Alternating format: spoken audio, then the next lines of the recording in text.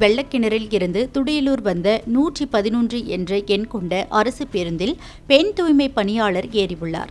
அப்போது அதன் ஓட்டுநர், உங்களுக்கு ஓசி பஸ் பின்னால வருது, அதில் ஏறுங்கன்னு கூறியதாக தெரிகிறது. இதனால் கோபம் அடைந்த அந்த பெண் தூய்மை பணியாளர் ஓட்டுநர் மற்றும் நடத்துனர்களிடம், நாங்கள் காசு கொடுத்து டிக்கெட் எடுக்கிறோம் தானே, எங்களை ஏன் அப்படி சொன்னீங்க என்று கேட்டு வாக்குவாதத்தில் ஈடுபட்டார். இச்சம்பவத்தின் வீடியோ தற்போது வெளியாகி பரபரப்பை ஏற்படுத்தியுள்ளது.